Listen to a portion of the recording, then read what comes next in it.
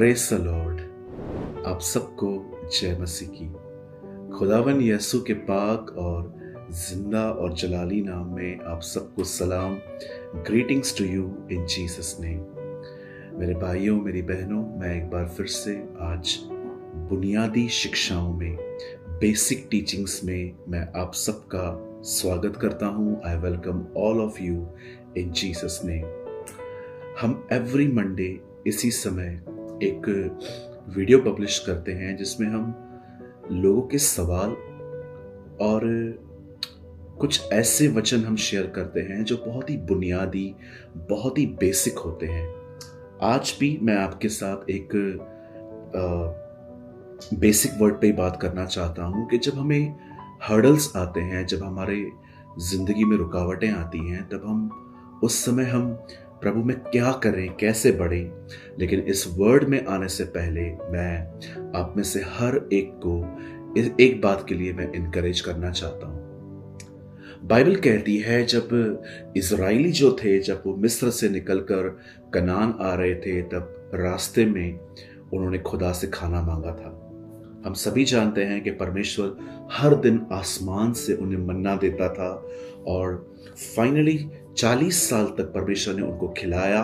और उसके बाद जब परमेश्वर उन्हें उनके देश में ले जा रहा था, तब मूसा ने उन्हें एक बात कही कि मनुष्य केवल रोटी ही से नहीं परंतु परमेश्वर के मुख से निकले गए हर एक वचन से जिएगा।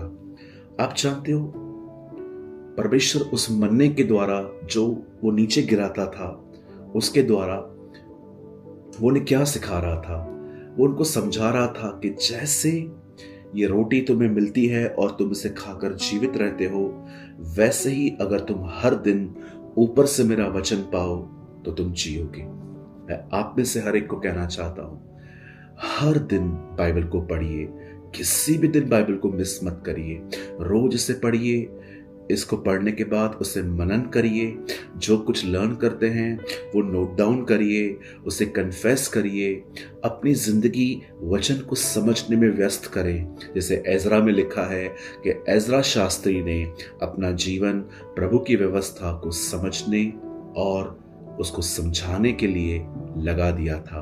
मैं आपको उत्साहित करना चाहता हूं कि सदैव बाइबल पढ़ते रहिए, बाइबल मिस न करें। आज मैं बात करना चाहता हूं इस विषय पर कि जब हम प्रभु में आते हैं तो बहुत सारी रुकावटें आती हैं।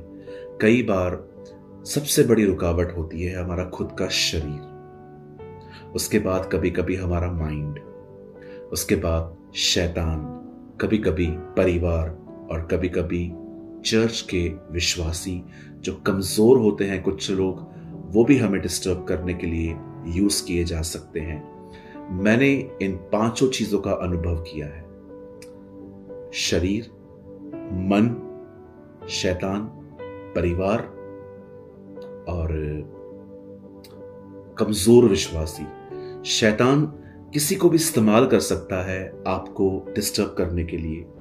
मैं सबसे पहले आपके सामने एक वचन रख रहा हूं। यह वचन मरकुस की किताब 10 अध्याय में है और 48 में है। बहुतों ने उसे डांटा कि वह चुप रहे, पर वह और भी पुकारने लगा, हे दाऊद की संतान, मुझ पर दया कर। बाइबल कहती है यीशु यरीहो में आए।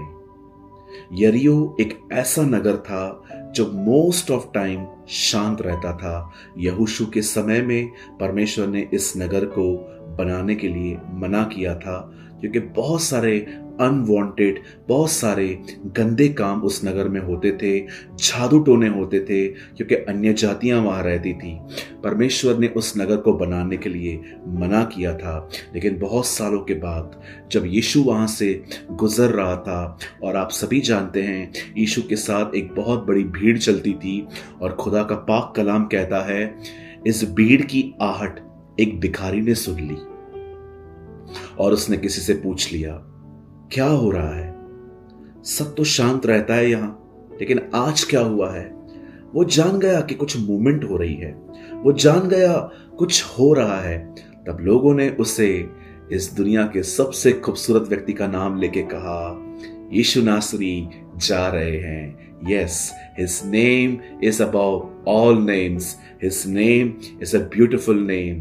उसका नाम सब नामों में महान, सब नामों में जो है वो सच्चा नाम है। मैं आप में से हर एक को कहना चाहता हूं, इस दुनिया का सबसे खूबसूरत नाम यीशु है, जीसस है। वो आपसे प्यार करता है। बाइबल कहती है उसे कहा गया, यीशु नासरी जा रहे हैं। जैसे उसने ये आवाज को, जैसे उसने ये सुना, बाइबल कहती है वो उसे पुकारने लगा, हे यीशु, दाऊद की संतान, मुझ पर दया कर। O Jesus, son of David, have mercy on me. और मेरी बाइबल कहती है जब वो प्रभु को पुकार रहा था, उसके आसपास जो लोग थे उन्होंने उसे रोकना चाहा।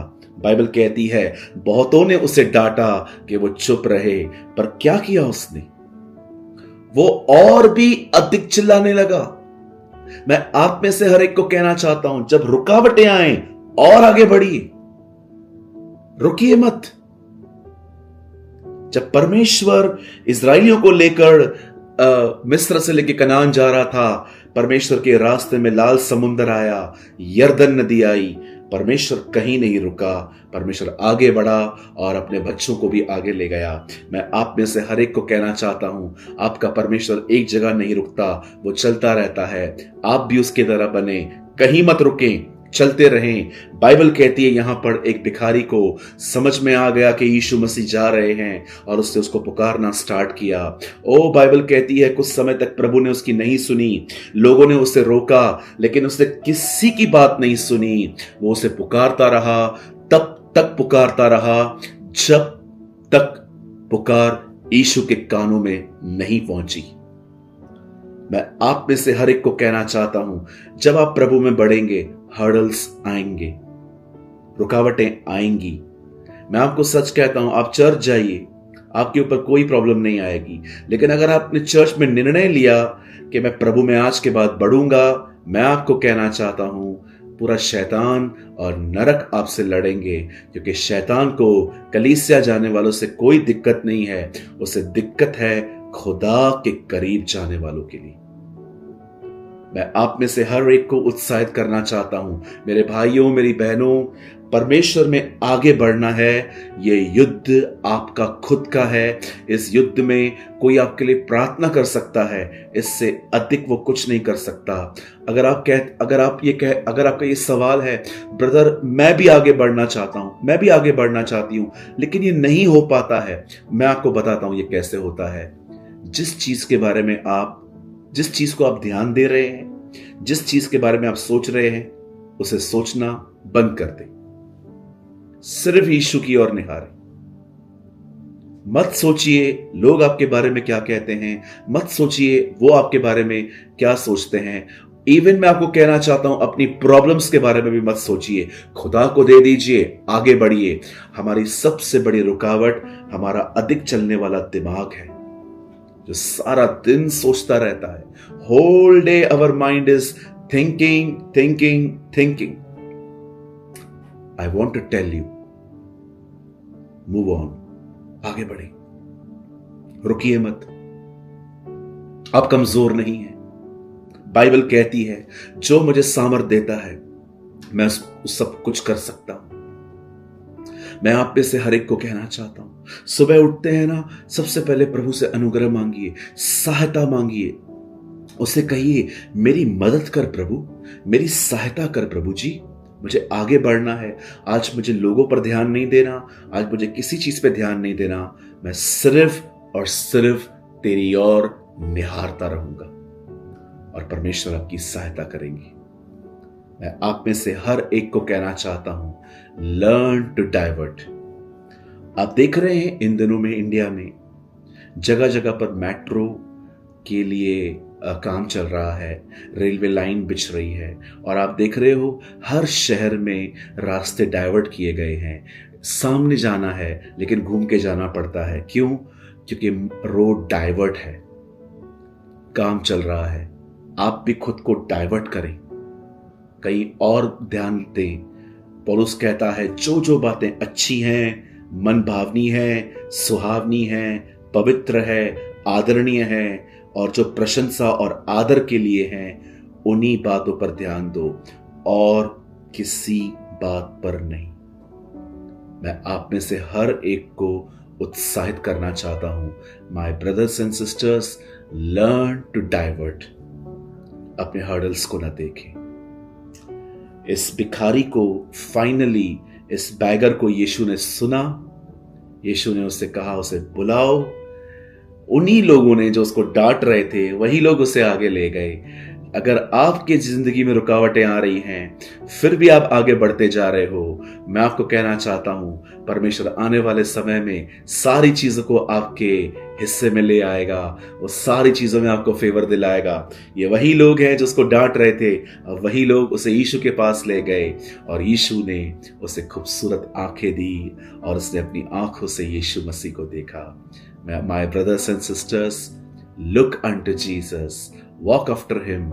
उसके पीछे चलिए, उसे देखते रहिए। हर्डल्स आते रहेंगे, रुकावटें आती रहेंगी, आप मत रुकिए, आप अपनी दौड़ पूरी करिए। उम्मीद करता हूं इस छोटे से वचन के द्वारा आपने आज बरकत पाई होगी।